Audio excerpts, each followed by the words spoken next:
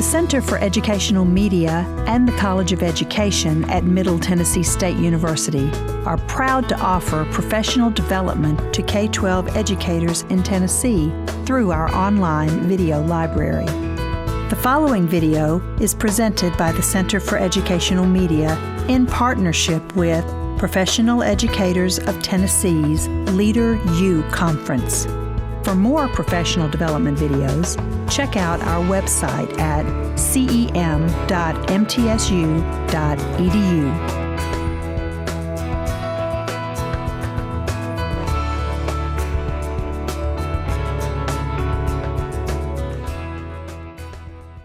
Hi everyone, my name is Whitney Loring and I am a clinical psychologist at the Vanderbilt Kennedy Center's Treatment and Research Institute for Autism Spectrum Disorders, or TRIAD. And I'm here to talk with you today about how to support students with autism spectrum disorder in whatever educational setting you might be working with students with autism. A large portion of my role here at TRIAD is to work with schools across the state through a contract we have with the Department of Education. And what I do when we go into schools is we do a lot of different professional development and training and consultation, and it's all focused on this, on how to support students with autism and help set the stage for them to have the most success possible. So what I'm going to try to do today is kind of condense all of that into some of the main things that we tend to focus on when we're out in schools and the things we kind of look for as places to start in helping to set situations up for success for your students with autism. So before we get into those strategies, we need to think about why does it even matter? Why is this a topic that was chosen that we're here talking about today? And the reason is that we see autism a lot and we're seeing it more and more as the years go by. So right now, the national prevalence for autism through the CDC's numbers say 1 in 68 children have an autism spectrum disorder. And so those numbers have increased over time as they recalculate the prevalence every several years. And that's the national average that we're seeing. But when we look within schools in Tennessee, we're seeing some similar trends. So I think this is some interesting data to look at to kind of understand how big of a deal this is right now. So when you're looking at students 3 through 21 who were receiving special education services in Tennessee from 2005-2006 school year to the 2014-2015 school year, we saw that there's actually been a 2.56% decrease in the total amount of students that are receiving special education services in Tennessee. But then when you break it down and you look at the classifications under which they're being served, we see that intellectual disability had a slight increase, like 1.3%. Developmental disability had a 43.57%, and then learning disability actually had a decrease by about 12 or 13%. But despite the overall decrease in special education services in Tennessee, there was a 191% increase in the number of students that were being served under the autism classification in Tennessee schools over the course of time that I just mentioned.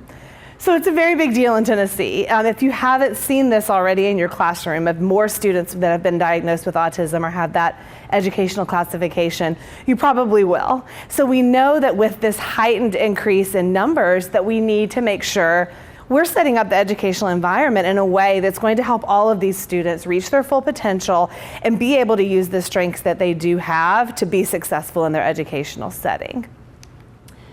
So now that we know why it's important, we need to understand what autism is before we can talk about what to do to help support these students. So if a student has an autism spectrum disorder diagnosis, that means that there's a certain quality and type and number of behaviors that student shows in these two main areas: the deficits in social communication and the presence of restricted or repetitive patterns of behavior. Those are the two categories. That's whether a child is 2 or an adult is 72. If they have an autism diagnosis, the basis is in those two areas. You may see other associated features and challenges that they're having as a result of that, like academic, learning, and social skills, but they're really based in these two areas. And as you've seen, for any of you that have students with autism in your class, every student with autism is different, just like every student is different. But we do know that across that range, there are some similarities that make autism what it is, that are based in these two areas. And it's really important to understand those so that we can know how to support those specific areas in what we do in our classroom. So this first piece that's sort of the hallmark of autism, that's at the core and the base of so much of what we see in individuals with autism, and that's the characteristic that sort of sets it apart from other diagnoses or other disability categories that you may see in your class, is this challenge with reading and understanding and using the thousands of unspoken and assumed and abstract rules that we follow every day that guide our behavior, that nobody necessarily sat down and taught us, but we just pick up on by being around people and by kind of learning from those situations. This is something that's really, really hard for a lot of individuals with autism. Either they don't even recognize that there's a piece that they're missing, or they recognize that it's there, but they're not quite sure what to do with it because they have a hard time reading those things. And this shows itself throughout the day in a classroom setting. There are so many unspoken rules, so many assumed things that we expect our students to do. And it starts with little things and goes into big things, but it really impacts all of our interactions throughout the day. So thinking first as simple as something as personal space. So this might be something that you do think is concrete and maybe is taught. Maybe you've taught personal space in a more concrete way, like staying outside of people's bubbles or something like that. But thinking about just something as simple as that, it can be very, very complex. So think about if you get on an elevator and there are lots of people on the elevator and you go ahead and get on, what do you do?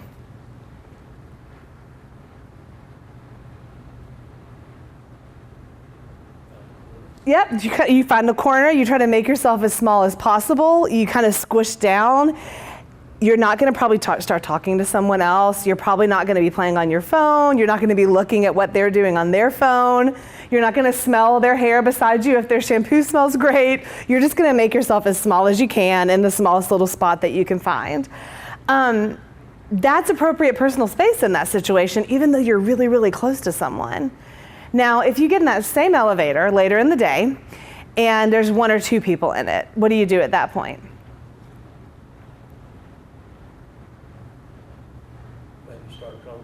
Yeah, so you might start a conversation. You might get in and go to the other side, say, hi, how are you? Nod or smile. You may continue a conversation you were having with someone when you got on. You may look at your phone.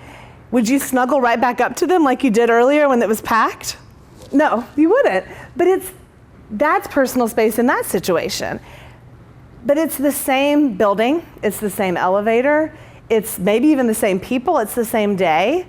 And just that one variable of the number of people in the elevator completely changed that rule of what was appropriate personal space or not. And I'm certain that nobody sat down and told you those rules at some point in your life about elevator behavior. You just picked up on it. And that's just kind of a silly example to highlight how much that impacts our day, because the big piece with some of these unspoken rules is that they change. Once you learn them, they change based on the situation and the person and the expectations that time of the day. So being able to understand when they apply and when they change is a really difficult thing for a lot of individuals with autism. Like this little boy right here. He's been outside on the playground, running around, yelling with his friends. Now they go into the library, and suddenly he's supposed to be quiet and walk. Again, same day, same school, same friends, but I'm inside the wall instead of outside the wall, and the rules completely change. And this is really important to keep in mind, because so often in a school setting, we're in the same physical space with the same people, but the rules change all day long. And we expect our students to pick up on that because they've been in your class all year, or because they've been in school before, or because the other students are doing those things. But if that's an assumption that hasn't been spoken in a clear way, they may not be picking up on what is the piece that I'm supposed to read to know that this rule still applies or not. I was able to play on the computer and it's still sitting right there. I'm still in the same room, but now all of a sudden when I try to play on it, I get in trouble.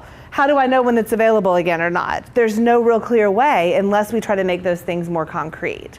So we're going to talk a lot about some ways to do that, because this really is at the base of a lot of what we see in our classroom that we may sometimes misinterpret as not following directions on purpose or not being able to participate, when really it's a challenge with understanding these pieces. And then one other example of how this plays out throughout the day has to do with reading body language. Besides being able to use those nonverbal cues to communicate, being able to read those to guide our behavior and our interactions. So right now you're being a good audience, you're listening, you're smiling, so I feel like I'm okay. But if I said something and you rolled your eyes and just crossed your arms and let out a big sigh, or you closed your materials and walked out. I would think I said something that was offensive. I didn't mean to. What did I say? I'd be trying to backtrack and think about how to reword it, when you probably weren't even trying to communicate with me. You were just having a reaction. But that reaction completely would change my behavior. Same thing if I'm telling a story or giving an example, and you shoot a look to someone who you know, and you know what situation you're both thinking about when you shoot that look. You don't have to say anything, but you read those things. And this is something that's really hard in that same realm of those unspoken rules for individuals with autism to read and know what to do with. So they might not pick up on the fact that everyone else is cleaning up their stuff and pushing in the chairs, so we're almost done with this activity, so I should start cleaning up and wrapping up. So instead I get really upset when it's time to transition because it felt more abrupt to me. Or I'm not reading that when I talk about certain things in the classroom, my teacher gets an embarrassed look, even though it's something that's okay to talk about at home or to talk about with my friends at lunch. Or when I go on and on and on about a topic I'm really interested in and they're looking at their watch and kind of looking around, that maybe that means they're tired of hearing it right then. They may not be picking up on those cues. So again, it's going to be really important to think about some ways where we can make those expectations clearer through some other means that are more concrete and easier to understand. So that's kind of the social piece of the social communication.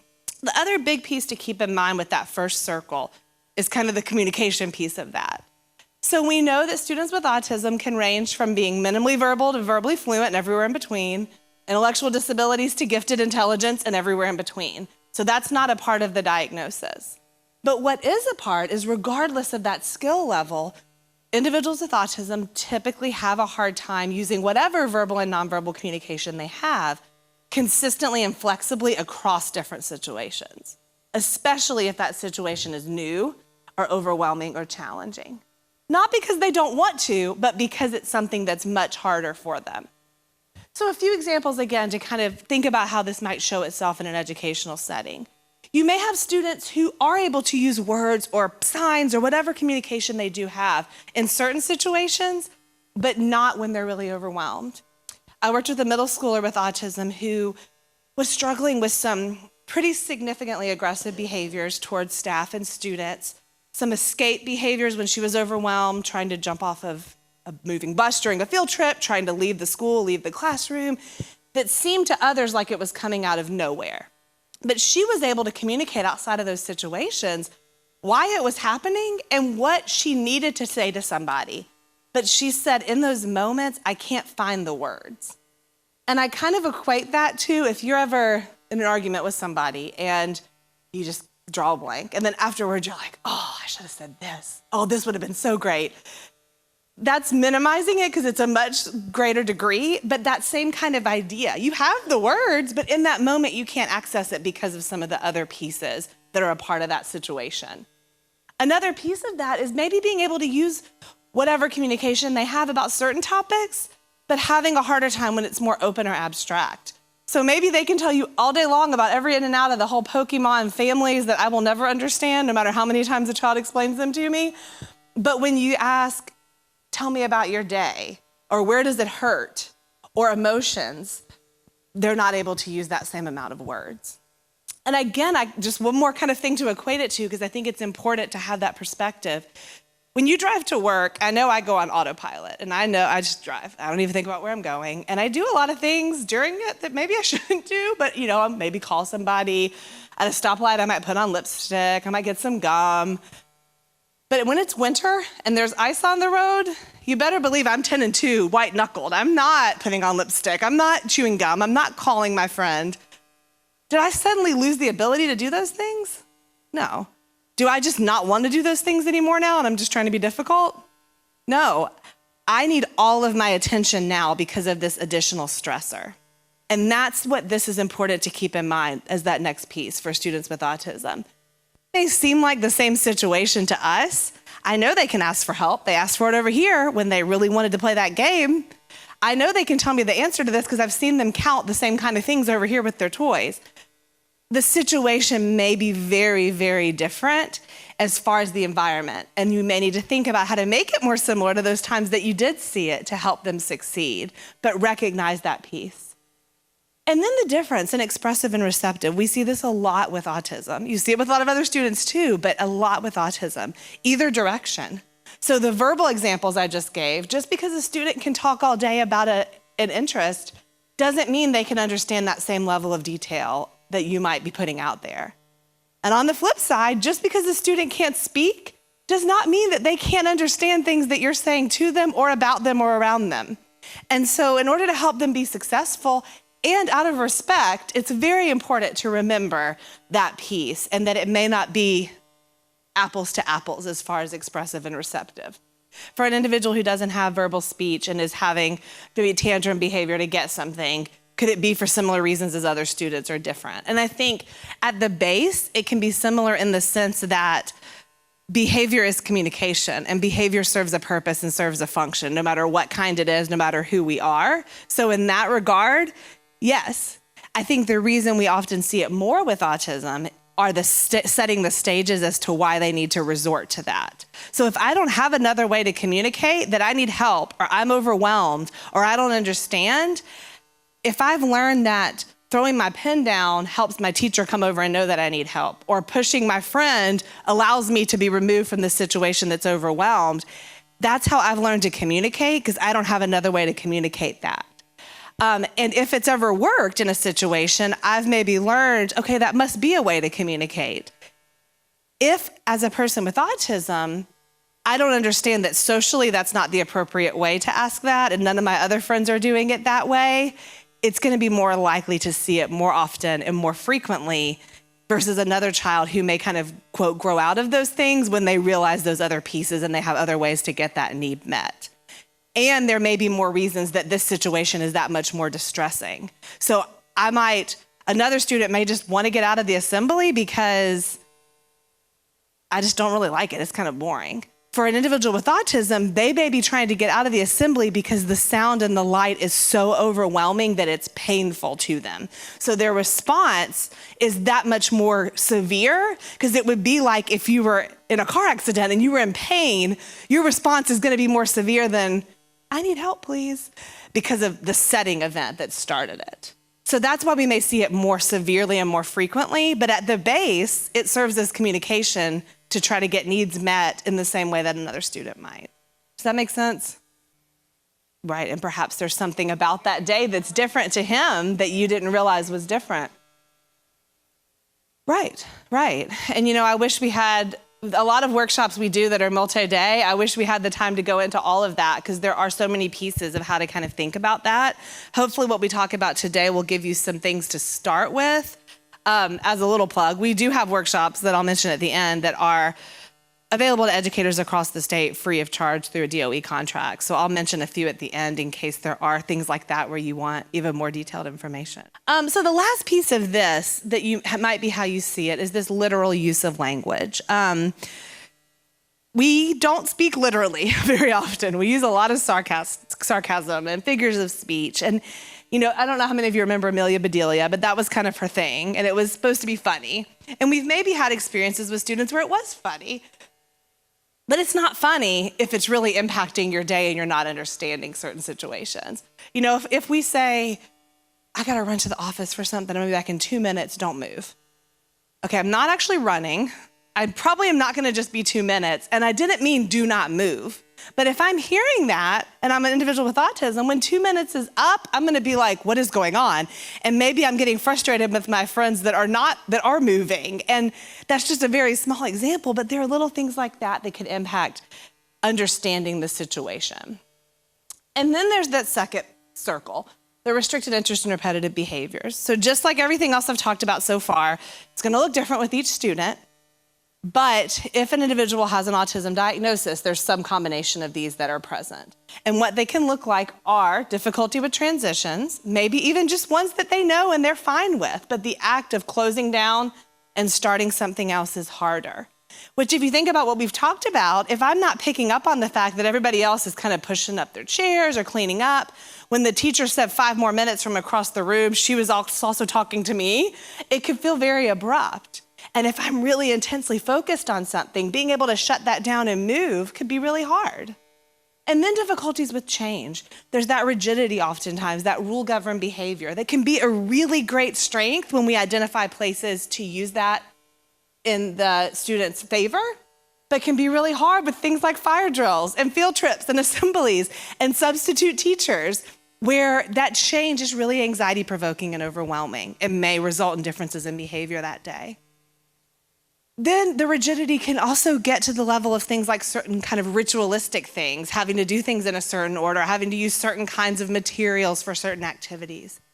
Repetitive movements, so that's maybe where you see more of the pacing or rocking or hand flapping, use of objects, the lining up or doing the same thing over and over with a toy, or verbal, making noises that aren't for communication purposes, or scripting or repeating things they've heard someone else say. And then intense focus, maybe a topic or an interest that's developmentally appropriate, like Thomas for a preschooler, but the intensity is not. Having to always hold Thomas, having to have only Thomas things. Or they may be topics that aren't really necessarily appropriate at any given age, like speed bumps or toilets or something like that, that again can be used in really wonderful ways, but can make it hard in a classroom setting when I've got to shift and focus on something else right now, or when I have to identify topics that are appropriate conversationally with my friends.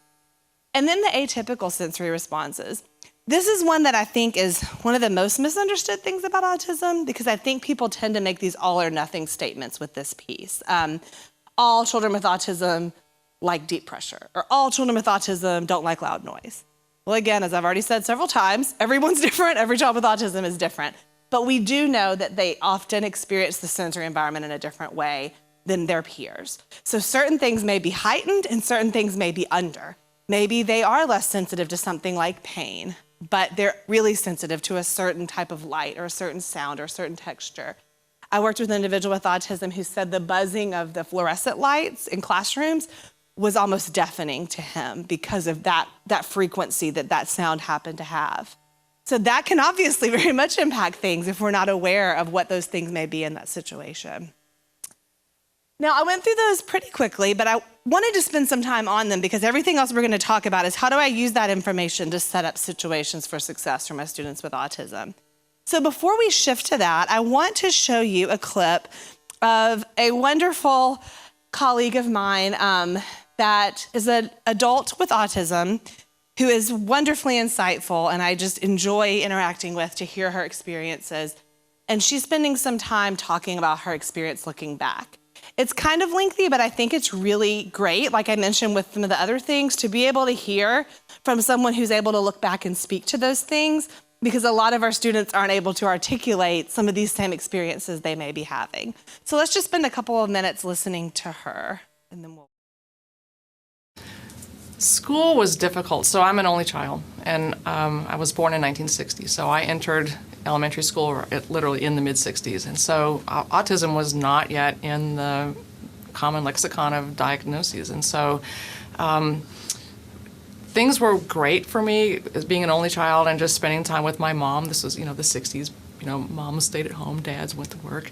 And things were fine until I went to school, and then it was a real problem. And for me, it was partially socialization, it was partially structural. It was so many new sounds and smells. You know how those great cafeteria smells in school, and how, little things like that would be just sort of like an unpleasantness to someone, or a mild annoyance to someone, could be like debilitating to someone with autism. So my teachers, I learned to read when I was very, very young, before the age of 3. And so I was immediately bored in school. And so my teachers put me at the age of 5 in a 3rd grade class. And so, of course, socially that was even worse than anything else that could have been done at that time. And so, and part of my diagnosis journey, I guess, was I did not come to this diagnosis until I was an adult. And after my parents had died, and I was cleaning out my mom's house, and I found this box full of just notes it was like all from that era, from the 60s and 70s when I was in school.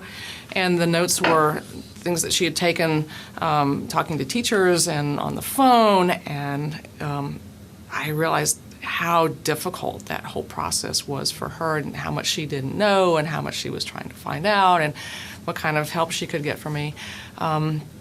And it was actually sort of through a lot of those notes that we were able to confirm this diagnosis for me as an adult, because there really are no established diagnostic criteria for adults as I understand it.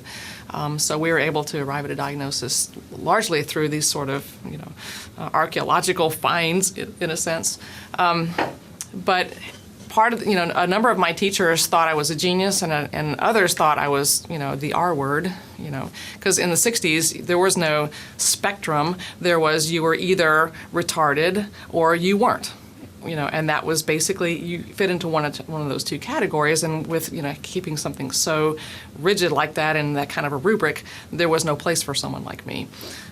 So I think they kind of, tried to fit me into this box of normality in school. And so that was a very difficult thing for me to do, because I was either bored or I was completely socially overwhelmed in one case or the other. So, and I remember going to recess and watching kids play and not understanding any of it. And it was like I had two curricula. I had the regular academic curriculum that everyone else had, and then I had a whole social curriculum that I knew nothing about and was trying to learn. And so I'd watch kids play on the playground and go, wow, Johnny said that to Susie and it made her Johnny said that to Susie and it made her laugh. And then, he said the same thing to Janie and it made her cry. And I could never understand the difference and what happened. And so felt like I was constantly a student of sort of socialization and social issues. So that's pretty exhausting. And so I think by the time you come home and you've been dealing with,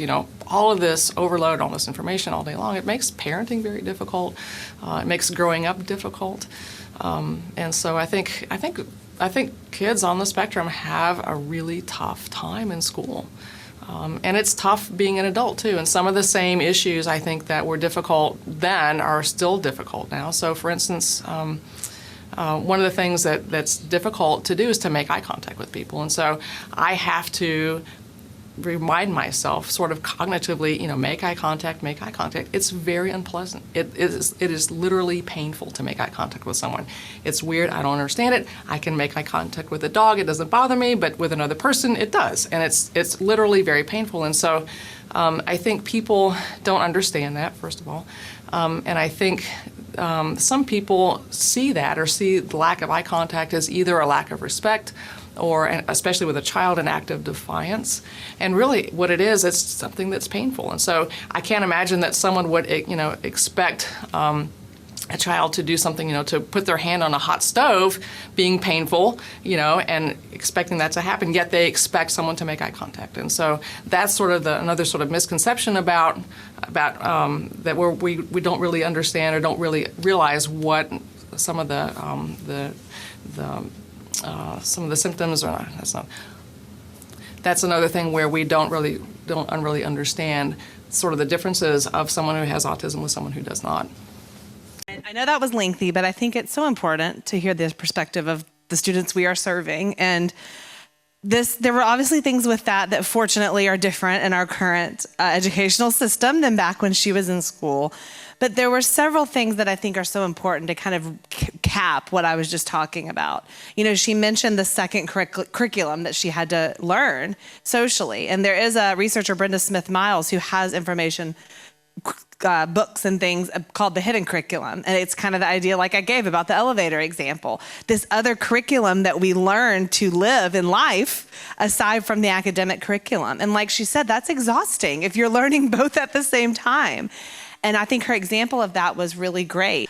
So yeah, that kind of perspective, things like she mentioned about the eye contact, like I was saying about some of those sensory experiences, I think are just really helpful to keep in mind as we move forward to how to best support. Because not every individual's autism is going to have her same experience, but they're going to have combinations of challenges that set the stage. Now, I don't want that to be doom and gloom because she's very successful now. She's learned and been able to adapt to those things. And we know a lot as educators about how to help support students with autism, how to help bring out their strengths and their full potential based on some of these core pieces that might make it harder. And that's what we're going to spend the rest of our time thinking about. So the first take home I want you to take from all of what we talked about so far, I wasn't trying to train you to diagnose autism or anything like that. I want you to have that base to keep in mind that if a student you're working with has an autism spectrum disorder diagnosis or a suspected one or features of something similar, and they respond in a way that's different than you expect, I want you to stop and think about how the types of things I just talked about could be contributing to that situation, rather than jumping to the conclusion that they're unable to learn, or they're not able to participate in these activities, or they're purposely trying to be difficult, which are typically the inaccurate conclusions. I mean, children with autism are children, so sometimes they're trying to be difficult just like any child, but more times than not, the things that you're seeing are gonna be based in these components I just talked about and show themselves in a lot of ways that we may misinterpret if we don't think about the anchor. We don't think about why those are there. This is gonna be a much more respectful approach to the student and a much more productive approach because we're getting at the root of why we're seeing that. So that's the first thing I want you to think about as we move forward. And with that, we know that there are those challenges, but then we want to, just like any of our students, play to their strengths. Every student's different. We want to know what their individual strengths are. But in the broad sense, students with autism, regardless of their skill level, are going to typically respond best to input that is visual instead of just verbal, to input that is concrete or that we can make as concrete as possible with abstract content, structure and consistency, which everyone loves, but individuals with autism really need in order to understand their environment. The repetition that, again, a lot of students love, but really individuals with autism respond very well to same words being used in certain situations, same materials, as much repetition of certain things to understand this is the rule, this is the deal. And that rule-governed behavior can be a really great strength for students with autism versus another student who may be pressing those rules a little bit more or may see more variability in shades of gray. This can be a really great strength in certain skill areas that they can use to their advantage and potential. And then clearly defined opportunities for reinforcement that I'm gonna mention a little bit later. Because there are often really intense interests and really intense responses to things, those can be very, very motivating for a student, even more so than another student who may not have those same experiences. So we're gonna keep these in mind when we think about some supports to put in place.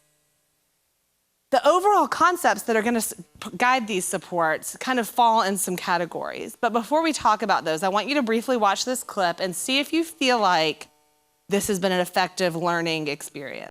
You're doing great. We're gonna try this again, okay? Okay. Wheels, pedals, handlebar, brakes. Sit up straight, keep your weight in the center, keep your eyes on the road, hands on the grips, butt in the seat. If we feel ourselves falling, what do? Just keep pedaling. Good girl. Now remember, it's all about balance and steering. Steer with your hands, steer with your body. Steer into the corners and you stay out of trouble. And the bell's your buddy, so go ahead and ding that. All right, ready? Here we go. Pedal, honey, pedal. There you go, you're a bike rider. Okay, so was that successful? Raise your hand if you feel like that was successful. Did it go well? No. Why not? It was a lot. I don't know what he was talking about. Fast, it was all at one time. It was not experiential. It was just do it and go. Now, I hope, and I would assume none of you instruct your class in this way, but we are a very verbal culture. If somebody doesn't do something that we say or doesn't seem to understand it, what do we tend to do? Repeat it. Say it louder. Say it in add more detail to it. Get closer. Okay, think about, have any of you ever been to a country where you didn't speak their primary language that was there? I have too. I thought I did. I took 4 years of French, but when I went to Paris, I realized I did not actually know French. I could read some signs, but that was it. You could repeat it in French as many times as you wanted. You could re-explain it in French. You could say it as loud as you wanted. That wasn't gonna help me. All it made me want to do was either slap the person or go do what I did do one night, which was just get some bread and cheese and go back to my hotel and eat it because I didn't want to keep trying to order food and ask people things. So again, the communication level is gonna vary across your students. And some students who are nonverbal do also have very delayed receptive communication, and others are going to have very good receptive. But regardless, that experience of the barrage of verbal information is very, very hard for individuals with autism. So what we just saw and what you maybe experienced in other countries can be what that experience feels like with how we approach those situations. So I want you to keep that in mind when you are approaching a situation with a student with autism, and think about, if something's abstract, what components of it can I make concrete? And I'm going to talk about some ways to do that. If there's something that's unspoken or assumed in this situation, how can I make it explicit? I don't want there to be the assumption, or as much as I can. If I'm presenting things verbally only, how can I also make it visual? Model it, gesture it, use a picture, which again is good teaching to have manipulation tasks, but even more so just in general interactions. How can I use the least amount of words to get my point across? We talk sometimes and call it telegram speech, although I feel like now it should be like Twitter speech or something, of this idea that if you had to pay for every word that came out of your mouth, what are the most important ones? I know I would be spending a lot of money by the end of every day. And we just add so much filler that's not necessary and can be really confusing. If the environment is unstructured or overwhelming, or there's pieces that seem like they may be, how can I add some structure and predictability to help at least make that piece not quite as much a part of what's going on? So with these are the concepts that most of the evidence-based practices for supporting students with autism are based in. That's the first thing you want to think about. Keep these concepts in mind and then seek practices that support that have evidence. We know the importance of that, the importance of using things that we know have research behind them. When it comes to the world of autism and interventions, there are lots out there that we can spend a lot of time talking about. These are two different documents that are review documents. One of them is the National Autism Center's National Standards Project, and the other is the National Professional Development Center's Evidence-Based Practice Report. They were both published a couple years back and reviewed the literature up until that point and placed them into categories based on what was available and the quality of research, the amount of research, the focus of the goals, the outcomes, that kind of thing. These are really great references. They're both free. There's teacher and parent versions of this one.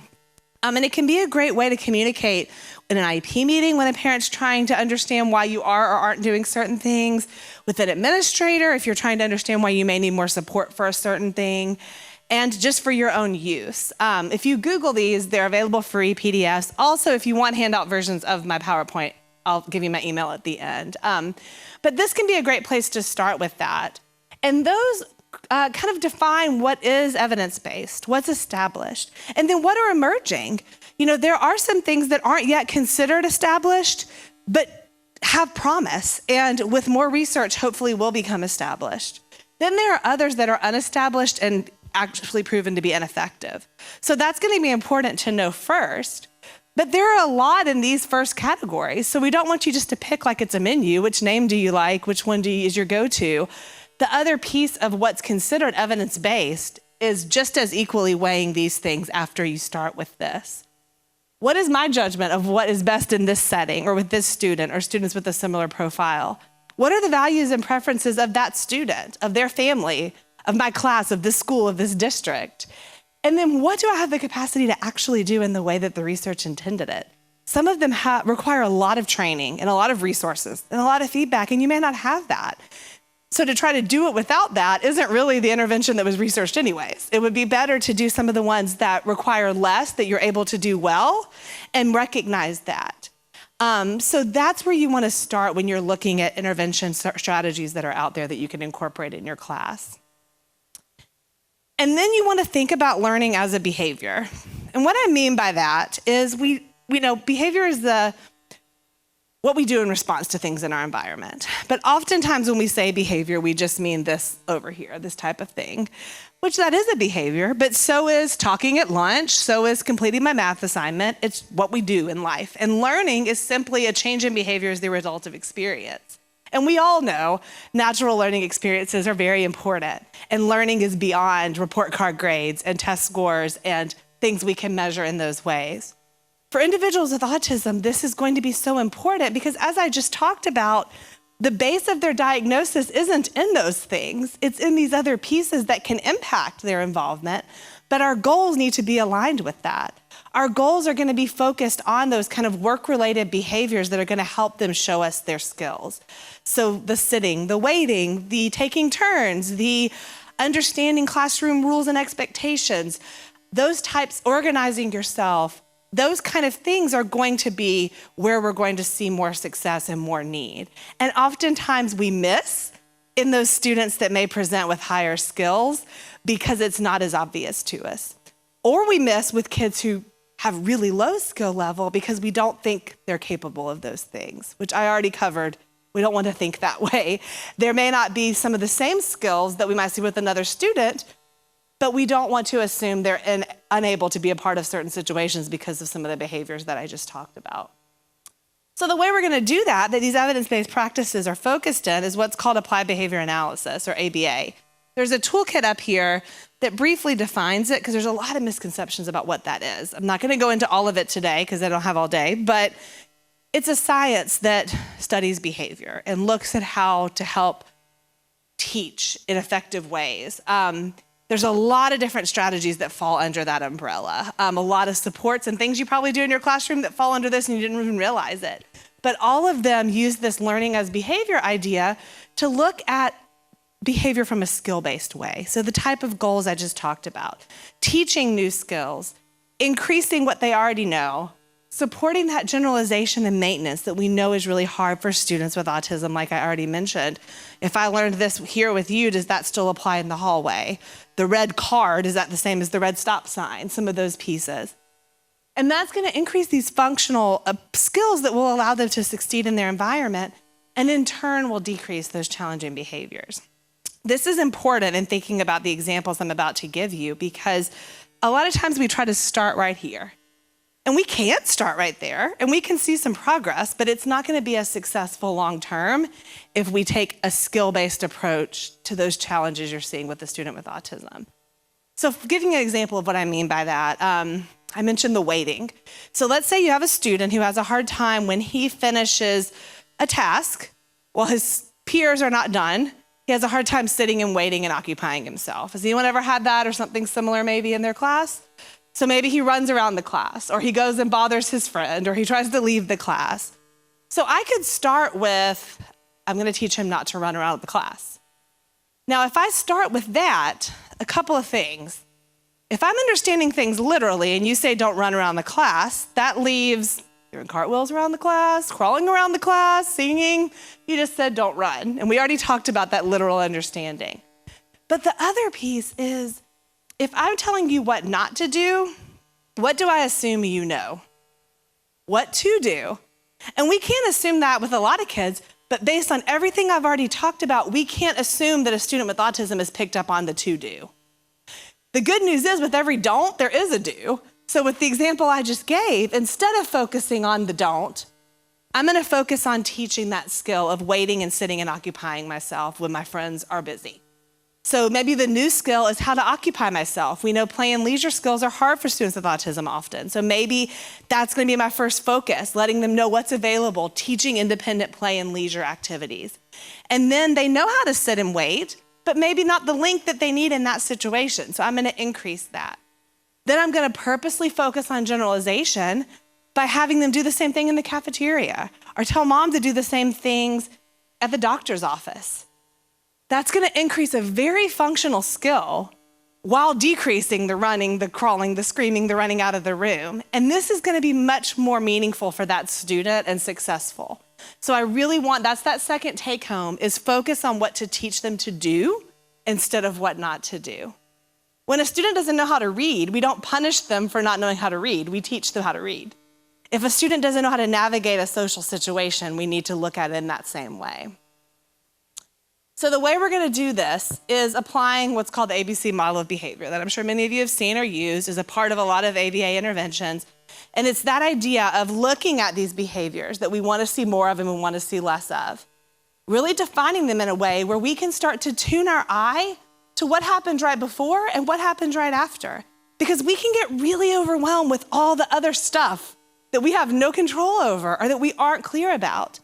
But the way that time works, there's always something that happens right before and right after a behavior, always. So if we can tune our eye to that and see trends in that, we can start to understand what can I do on the front end to set situations up for success? And how can I respond in a way to make this a learning opportunity that helps them to see the next time this situation comes up, this is what I should do. Or the next time it comes up, what I did last time didn't really serve any purpose. It didn't get any need met, so there must be something different I'm supposed to do.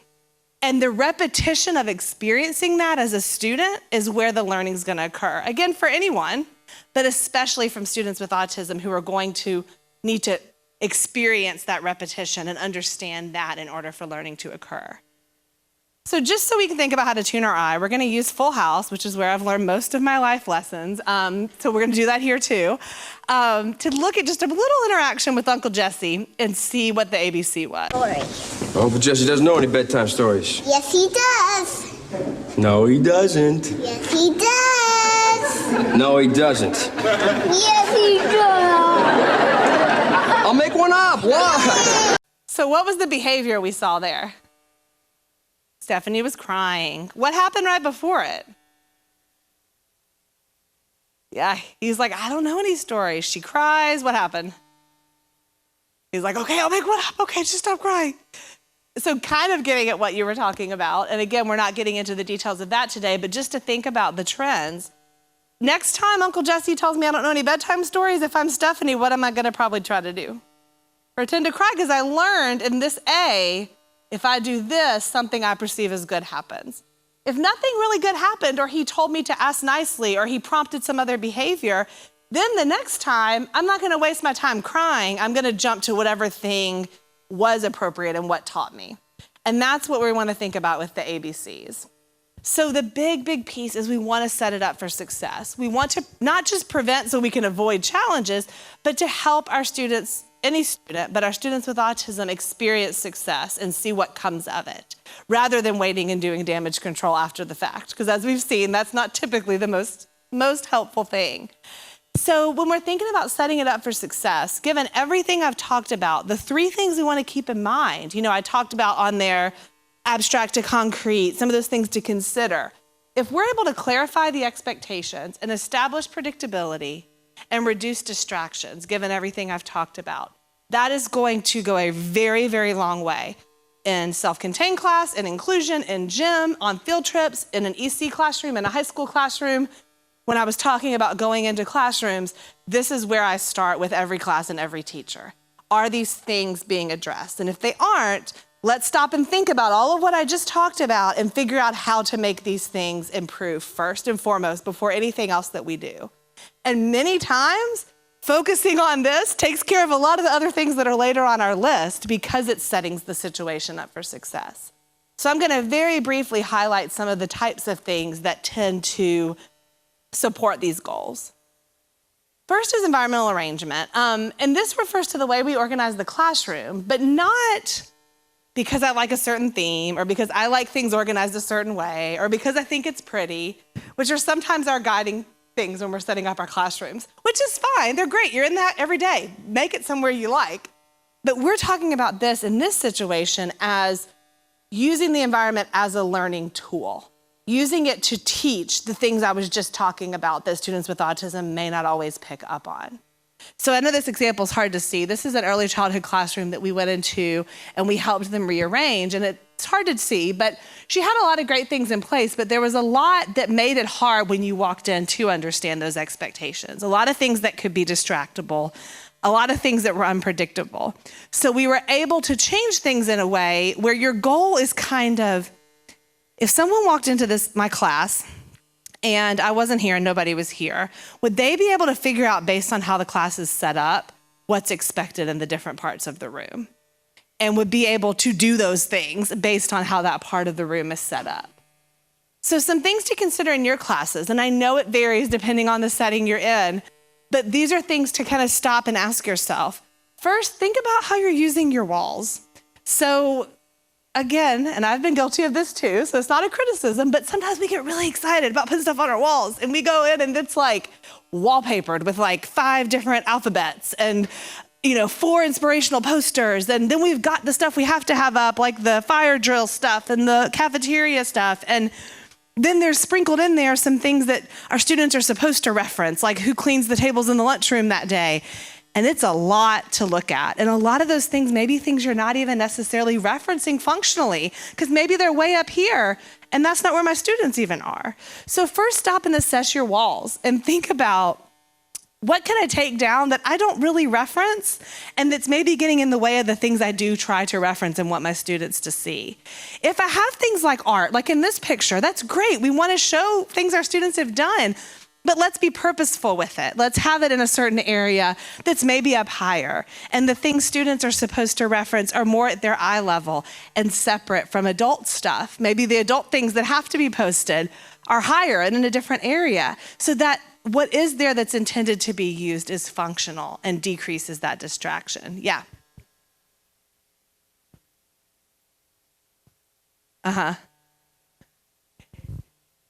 If it's there for a purpose, then yes. If you're going to use it as a teaching tool, then yes. But if it's amidst a lot of other things that are just kind of there because I thought maybe we'd reference them at some point, or I think they're pretty, or we used them in one lesson a long time ago, then it kind of takes away from the stuff that has a purpose to be there. And if it needs to be there, I'm definitely not proposing that you go in and just clean off your walls. Use it purposefully. Yeah. Yeah. Exactly. And that's kind of like what I said here. So something like that, just make sure that that's not like within eye level of where I'm expecting them to do their independent work and they're going to sit and stare at that the whole time. Or it's right up beside the schedule they're supposed to reference to know when they go to speech, and it's going to be cluttered in that. Make it purposeful and in a place where you're displaying it, but it's not taking away from the other things they're needing to do. And then that goes along with this next piece of kind of the adult-directed and child-directed stuff. So there are things that aren't for them to need to reference. This is thinking back to those unspoken rules. We want to teach by the way it's set up. This is available, this isn't. This is for me, this is for you. I'm a huge fan of curtains and tablecloths and things like that, just fabric, because it makes that abstract concrete. So this is stuff I'm allowed to pull and use. This is stuff just the teacher uses, so I'm not supposed to. It's a simple way to not have to continue to repeat that and to understand that concept that there are sometimes things that are not an option, and I can understand that. I'm not gonna have to cover every single thing that's ever not an option, but I'm teaching that concept. And then maybe if it's something like this, that these are materials that are sometimes used and sometimes not, when they're available and for use, the sheet's up. When they're not, it's down. It answers, again, that idea, that subtly changeable rule. I'm still in the same classroom and I was able to play with that stuff 20 minutes ago. Why is it not an option right now? I can see visually and in a concrete way. When that's down, it's not an option. When it's up, it is. That also decreases that distraction of when I'm running by, maybe I'm going to stop and play, or when I'm upset, I'm going to swipe it off. It decreases some of those things. So limit accessibility, and then visually define some expectations. Just like sheets and tablecloths are my friends, tape is big time my friend when I go in classrooms. So like in this abstract idea of keep your materials to yourself. What does yourself mean? So maybe I'm gonna do this on my table in small group instruction. All your stuff stays right here. Teacher stuff stays back here. So that's not for your hands. Now, again, this isn't meaning you're going to have to do that everywhere they ever go, but you're teaching this abstract concept in a concrete way that they can then understand and reference down the road. I was in a classroom, a resource classroom, just a few months ago, and one of the teachers was talking about, she had come to one of our workshops and she had done this and it was really helpful, and then they had to peel the tape off for something. And before she had time to go back and get it, all of her students were now following that rule because they had that reference that they could think to now that they didn't have before. Same with something like keep your hands and feet to yourself, personal space, like I already mentioned. Or how many of you have tried to make this concrete, like stay in your chair or keep your bottom on your chair and then the chair goes all the way across the room? Or I've got one little bit of my leg still on the chair, so I'm technically following it. Okay, this is a little easier. You and all of you and your chair needs to stay in this taped area. That's what this means. And then maybe I don't have to always do that. Strategically arrange areas of the room based on what will be in line of vision, again, to communicate those expectations.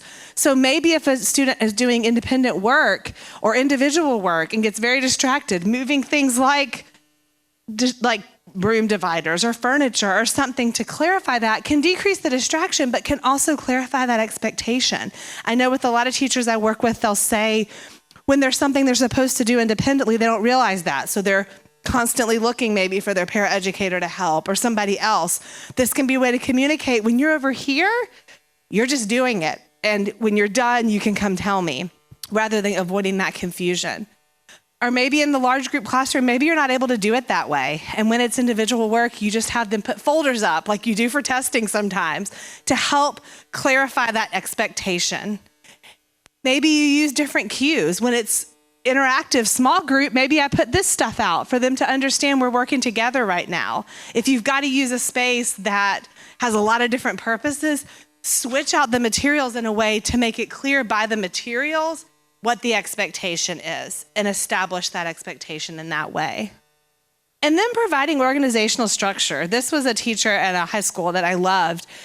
Her student was forgetting things often when he would get to her class, and she helped him color code in his locker. Anything that went to literature was blue. So I just got to grab it, I look, I see where I'm going. And having that organization kind of imposed on him in a visual way helped him start to understand how to prepare for class and do something in a more independent, abstract nature. And then just same kind of thing in a classroom. Color coding of things, organizational structure. We know those executive functioning skills are often harder for individuals with autism. But what we've seen is often once that structure is there, then they can become more independent in imposing it on themselves. We have a administrative assistant who has an autism spectrum disorder, and we've experienced that with him, that initially we had to provide some structure around tasks that now he saw that structure help me complete them. So now I impose that structure myself when I'm completing those tasks. So that's the first piece, environmental arrangement. Some other ways to do it are some other visual supports. So schedules. We all have schedules because we have a schedule at our school. So again, not necessarily just meaning what's the schedule of your day, but thinking more about using it as a learning tool. How many of you have planners that you use on your phone, or maybe you still have written ones?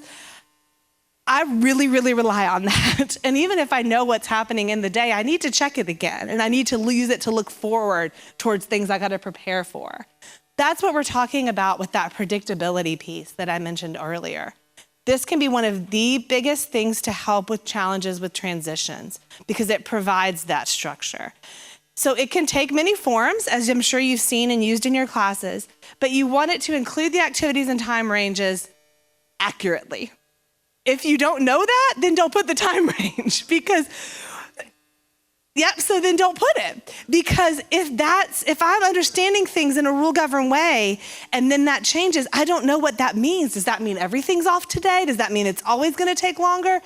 So then don't put it. Not so that you're keeping it from them, but so that you can communicate that in a different way off the schedule that's actually accurate. I've been in a lot of classrooms that, again, I'm not faulting anyone because it's usually out of your control, where this looks nothing like what the actual day consists of. Then it's not a tool. It's just another pretty picture on the wall. And if I'm trying to refer to it as a tool, as a student with autism, that's gonna make me that much more anxious. So make it accurate. Post it where students can see it and model how to use it and refer to it frequently. Don't just let it be wallpaper. Go through, we're done with morning work, now it's time for interventions. We're done with interventions, now it's time for science. And with that, teach flexibility. Include a symbol or a word that represents when the schedule will change, like the field trips, like it rained today so we can't go outside, like there's a fire drill after lunch. We can't always control those things. Sometimes we don't know until 5 minutes before. But part of why this is helpful is sometimes teachers and parents I work with are concerned that doing this will actually cause more rigidity because it's like, well, then what if it changes? We actually know from the research and from experience, it does the opposite. It teaches flexibility, and here's some reasons why. Oftentimes, like I said at the beginning, students with autism are rigid because they're not able to read the cues as to know when something's gonna change and what that means. So I need to impose that on myself because I'm really anxious about that. So if somebody's able to show me there is some method to this madness, and yes, things do change, but we're gonna let you know, and it doesn't mean everything's changing. If I'm a student with autism and we suddenly have a field trip at the end of the day, does that mean the rest of the week is off? Does that mean I'm not ever, like, what does that mean for me if I'm not reading those assumed expectations of a field trip? If I'm able to see We're going to the gym today instead of outside because it's raining, but look, everything else is just the same after it. I can understand and prepare myself and actually have much less anxiety around it. And when you're teaching that, you want to teach that sometimes oops are good. Sometimes it's oops, we get to stay in the gym longer today because there's testing going on or whatever. Oops, we got to have an ice cream party today. Change isn't always bad. And so if I communicate it, I can prepare myself for that.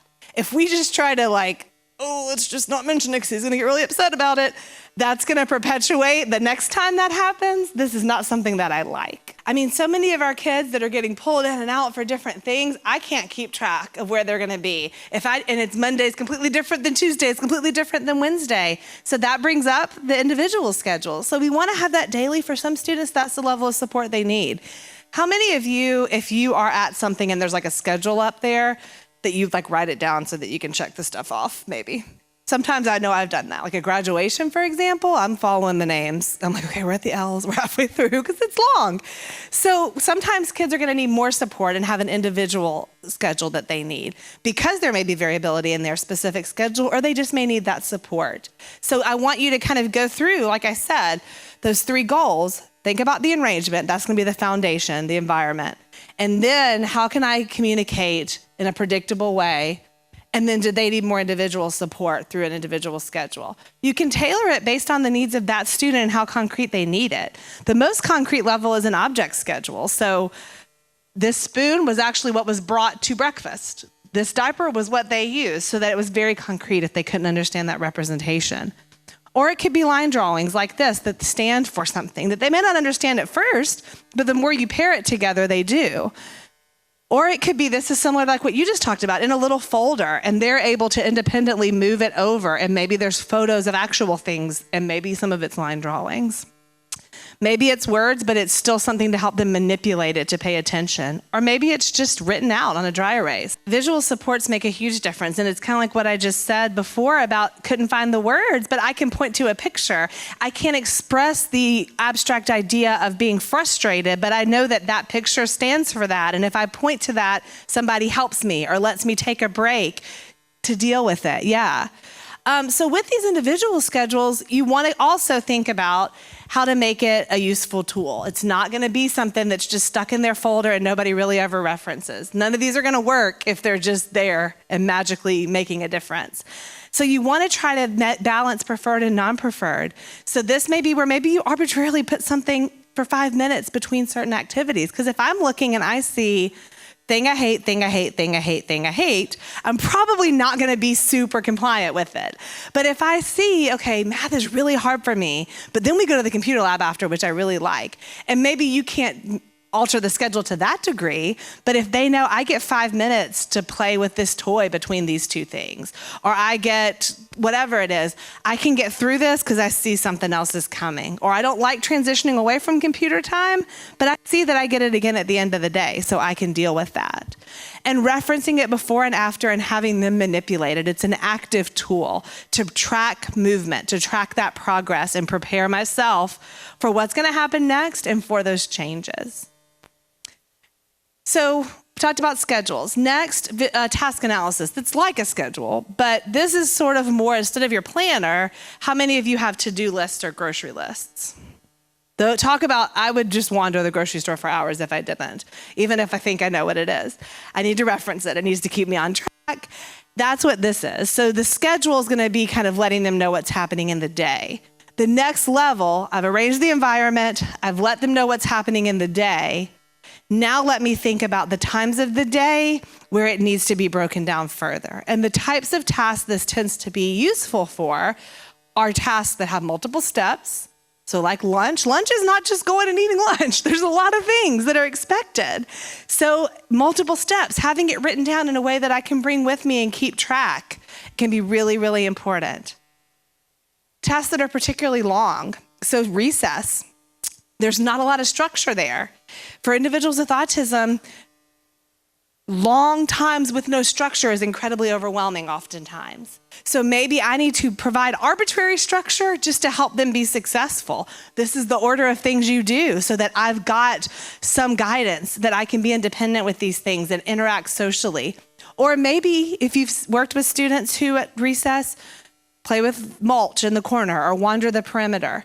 Everybody needs time to decompress. So if that's what they need for decompression, that's fine. But I want to make sure that sometimes that's because they don't know what else to do or know what their options are.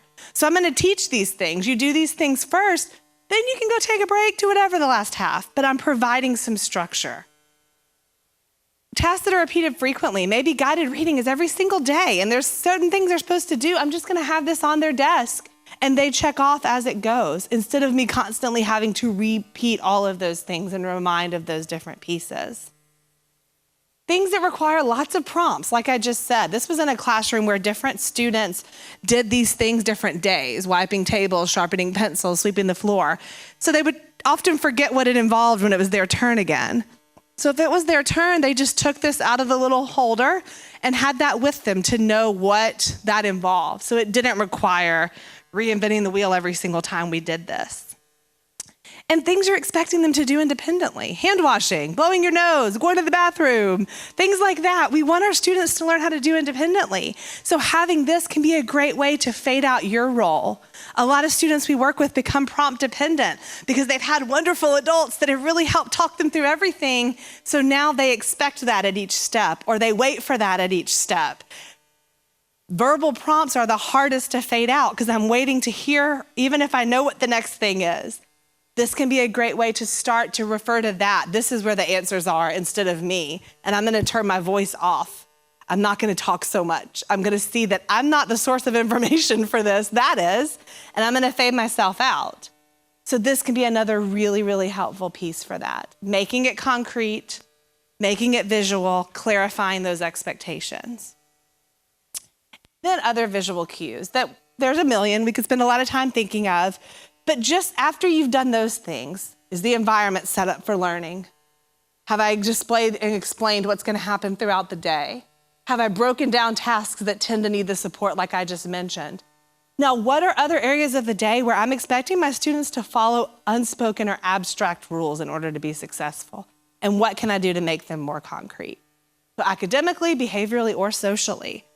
So timers, I don't know how many of you use timers. I know I mentioned before that none of these things are magic. Sometimes timers are magic. It's incredible to me. It still amazes me how quickly I'm like, oh, well, okay, that's all we needed was a timer. Because it plays on a lot of those strengths. It's that visual, concrete, rule-governed behavior of, it's not me saying time's up, that thing just dinged. We gotta follow it, so let's go. Because that concept of wait and later and almost and soon is very, very hard to comprehend a lot of times and varies a lot. How many of you have said wait when you really meant no? Because you didn't want to say no in the moment. You're like, maybe later, we'll see, maybe. And then that time means nothing anymore. How many of you had said 5 more minutes and you're like, shoot, this task took way longer than I thought. Okay, just 10 more minutes is what I meant, and we keep going. This keeps you honest. It makes it an IOU. It makes it concrete so that the student can understand on both sides, okay, this task is really hard, but we're almost done. Or I'm gonna have to stop playing computer soon, so I've gotta prepare myself for it. It works on both ends, but can be a really helpful tool. Behaviorally, so you mentioned this at the beginning about how do you make those abstract concepts concrete that aren't actually concrete. A way to do it is find components that are concrete to start with in teaching that abstract idea. So a lot of schools have the rule to be safe, be responsible, be respectful, whatever maybe your rules are for your school. Those are super abstract concepts. Being respectful at home may be very different than school. Being respectful in kindergarten may be really different than first grade. So I need to communicate that in a concrete way. In this class, what does respectful mean? In the do's, it means these things. What does being safe mean? It means these things. These are ways that I can make it concrete and visual and can provide that feedback. I love how you held hands in the hall. That's being safe. Thank you for waiting your turn. That's being respectful. I can then use those to learn more abstract concepts. There's obviously a lot of other things that go with being safe and respectful, but it gives a concrete visual base to understand that abstract concept. So that's how I would say to do that. It could be just basic things of this is how I pay attention in gen ed. Maybe I get pulled into a certain class and it's really hard. So I'm just gonna have this on that student's desk of this is what they expect during the large instruction when you're in there. That's what participating in that classroom means. Or maybe I use these to give that feedback. So many of our students only hear about these things when they're not doing them.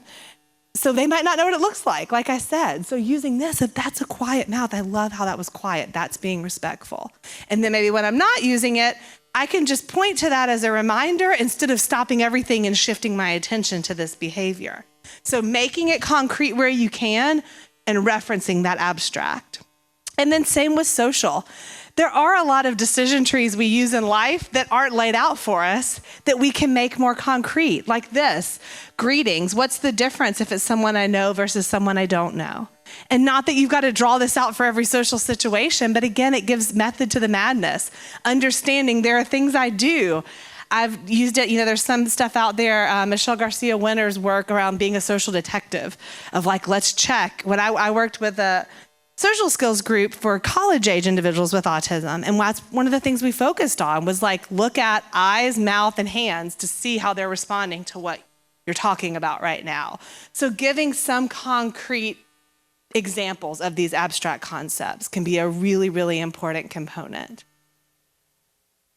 Okay, so some of the mistakes with those things. A lot of them, if you do what I just said, it'll take care of those mistakes. But things that I tend to see when I go in classrooms that have just been kind of overlooked or drifted over time are the absence of clear boundaries. So really open spaces where it's not clear that this activity begins and this activity ends. It leaves a great racetrack if I want to run across the classroom, and it doesn't make it clear. So how can I use furniture, tape, different things to make the boundaries clear to teach that rule? Expectations are different over here than they are over here.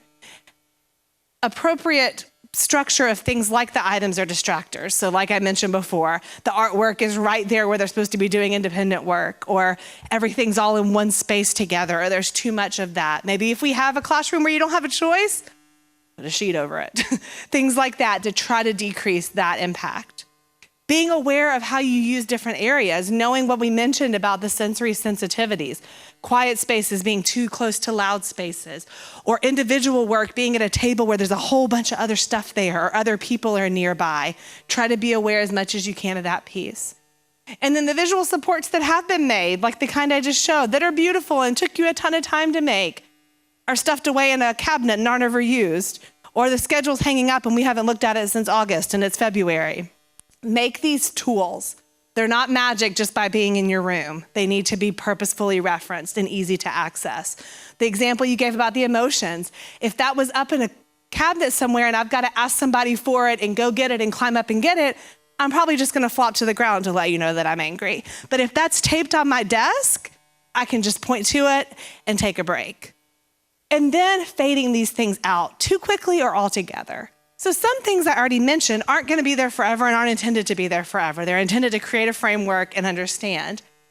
But some things are going to be around in some way forever. Have any of you graduated yet from using to-do lists? If you have, let me know, because I want to know how you did it, because I need to. But it changed probably than maybe what your mom gave you a list of chores when you were little. Same way with things like visual schedules and task analyses. They may not need to as regularly reference them as they did at one point, but that doesn't mean they've graduated from the need to use those tools. In fact, research has shown that for vocational success, that's one of the main predictors of success is the ability to use and manipulate a schedule to regulate your day and regulate yourself. So it might not look like the little pictures. It may turn into line drawings, or it may turn into writing it out on a dry erase board.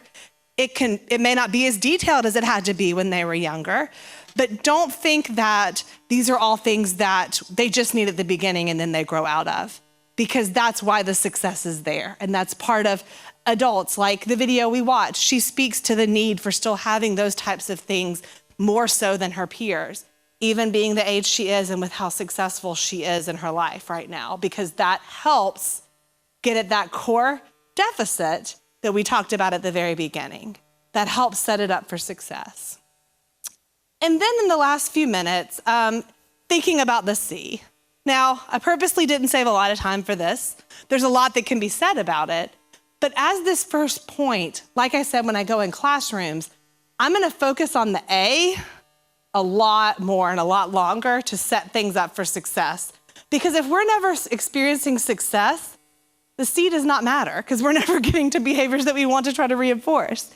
But after that, you do want to think about the C, like Uncle Jesse with Stephanie. We want to respond in a way that's going to teach if that wasn't necessarily what I was looking for or wasn't the right way to handle that situation, how can I prompt in a way that's going to show you this was the way to get that need met instead. This is what's expected in this situation. That didn't really serve any purpose, didn't really have any power, didn't have a function, but this does. And when you do this, what you were looking for actually happens. And then when that thing happens, I make sure to show that it has power and that it has meaning. So next time that A comes around, I'm gonna do that instead. That contrast is really, really important for our students to understand and experience. And that's where when you hear about function-based interventions, like functional behavior assessments and a lot of the evidence-based strategies that I mentioned, it's at the basis of that, which is again beyond today, but looking at why is this behavior occurring? What are they trying to communicate? And how can I find a replacement behavior that meets that same need, but is realistic for them, is easy for them, and is appropriate in this setting? And how can I teach that difference? Now, we all know what reinforcement is. We all know it's important, but just like some of these other things, everybody likes schedules, kids with autism really need them. Everybody likes reinforcement, kids with autism often need it in a more specific way. Now, I wanna watch this video and think about why this may be the case, and then we'll look at quickly how to use it, and then we'll be done.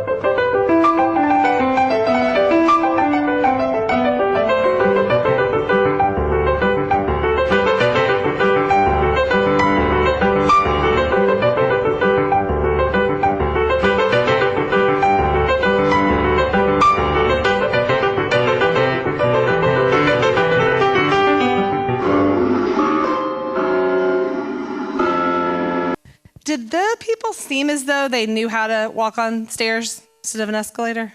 It seemed like it. Did they know that the stairs were an option? Yeah. What changed it for them? Yes, it was worth the effort, the extra effort, because of what I got out of it. That's reinforcement in a nutshell. There's fancy definitions, but it's basically what are you willing to work for? I love chocolate, and there's certain things I would do for chocolate. I might run and get something from your car for you, whatever. I'm not gonna go to work for chocolate though. I love my job, but I've gotta pay my bills. That's not worth my effort, no matter how much chocolate you give me. That's the difference in liking something and something being reinforcing. And that's what was going on here. And the reason I asked those questions is how many times have we accidentally done I know they know how to do it, I've seen them do it before. Okay, but maybe that thing takes a lot more effort for them because of everything we've talked about. It may be overwhelming, it may be anxiety provoking, it may be unclear. And some of those social reasons that I might do that because all my friends are doing it may not be things that are going to be as much on their radar as motivating to them. But if we can put something in place to show, I get that that's harder, and I acknowledge that.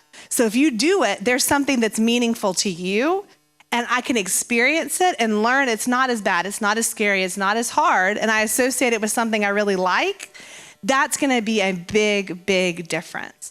And sometimes there's that, I shouldn't be rewarding them for something they should do. Okay, but would you just go to work because that's the good thing to do? Probably not, forever.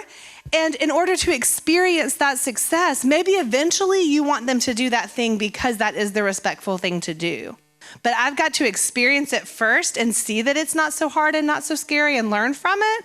And maybe I won't always need, they may not always need the piano stairs. Now they're like, it wasn't that hard to go up the stairs. It's better for me anyways. I'll just do it. But maybe I needed that initially to get over that hump. And that's what we need to keep in mind with reinforcement. So very quickly, you want to think about how to creatively identify things that are reinforcing for your students. Again, not just something they like. Just because some of your students get really excited when you put a sticker on the board, if a sticker means nothing to me, and I don't care that my friend has 50, and I don't like the way it feels on my hand when you give it to me, no thank you, I'm just going to do this instead. This is where you can use those interests as an advantage. Help them understand. You can have access to these things that maybe you're not allowed to have all day long. Maybe sensory-based items, maybe topics. I worked with a boy who loved talking about Abraham Lincoln, and it was causing a lot of challenges because you want to talk about it everywhere. Instead of saying, nope, no Abraham Lincoln, because that's not fair. If somebody said to me, you really like massages, but you can't have them at work, so no massages anywhere, that's not okay. I need to learn I'm allowed to have those once a month when I schedule them on the weekend. Same thing with that topic. Once you do your work, you can talk to me uninterrupted about Abraham Lincoln for 5 minutes, and you can tell me whatever you want. And you can look at your Abraham Lincoln book, and that's fine. In this situation, it's not an option right now. So teaching where and when you can access those and pairing those with tasks that are hard can be really, really motivating. And then very clearly choosing that behavior, like I already talked about. Make it concrete, not just being good or being respectful. What do I need to do? And show it visually. These are a lot of different examples. They can be pretty, they can be on the fly. Even if you verbally say these things, we need that IOU. First, I do my work, then I get to go play with the microphone. And I do, what my work means is 6 tasks. So after each task, I check it off, I go take a break, then I come back and do 6 more, go take a break. Or first I wash my hands, then I get to that snack I really like. Maybe this is too abstract, so it's actual crayons. Once they're all full, it's for coloring. And maybe I get those every time I raise my hand instead of interrupting. The behavior is going to be based on what you're seeing that they need help with. What is the do you wish they were doing to get away from the don't that's causing a problem? And then make sure you actually honor it. Provide it immediately. Provide it based on the behavior and only on the behavior. If I have access to my iPad all day long and then suddenly you say, work for your iPad, no thanks, I'm good. I had it all day and I'm gonna get it again in an hour, so I'll just wait for that. If this is the only way to get to it, it's gonna be that much more powerful. And if I say you're getting it and then I'm like, oh, we ran out of time, we have lunch, you can't have it at the end of the day. If somebody told me that when it was time for my paycheck, I probably wouldn't work there for that long. So be honest with it. Make it immediate so that that connection is there, especially for our students who may be less verbal. They can make that connection with this happens right here. If I have it where I earn something at the end of the month, on Monday morning when I'm really tired, the fact that I'm going to earn that at the end of the month is not meaningful and motivating to me right now. It's got to be immediate a lot of times. And then you can fade to those more delayed things or have little things immediately and bigger things that they're working towards. And if they're earning the tokens working towards those delayed things, pair it with the praise. Let them know why they're getting it. You did such a good job waiting your turn. You got a check. Thank you for finishing that math sheet. Here's a token. So that they're learning through that of what the do's are in those situations. So just in closing, some kind of wrapping up. These are all things we've already talked about, but these things to really remember. First, use those characteristics that we talked about as an anchor for how you view and approach challenges with your student with ASD. Stay focused on that. Don't get lost in the other things that can be overwhelming and not accurate in how you're approaching it. But remember in doing that every student with ASD is different, so we're going to want to think about their individual goals and needs and interests. And then stop and think about what are the rules that are assumed and unspoken in situations. What about this environment may be contributing that I haven't even thought about? We've changed the lighting. New people are in here now. We've changed the seating arrangement. There's more stuff on the tables. What are some things like that that maybe I didn't even stop and think about? And then how can I focus on prevention instead of just reaction? Spending a lot of time on the A's to set it up for success instead of just the damage control after the fact. And how do I make sure to focus on what you want your student to do instead of just what we want them to stop doing? Just wanted to end for some motivational words from my favorite president, kid president. But if you make the world better for kids, you make it better for everybody. And so I appreciate what you all do, and hopefully doing these things will help make the world better for your students with autism and all the people they're able to touch in their life. Like I mentioned quickly, there's some stuff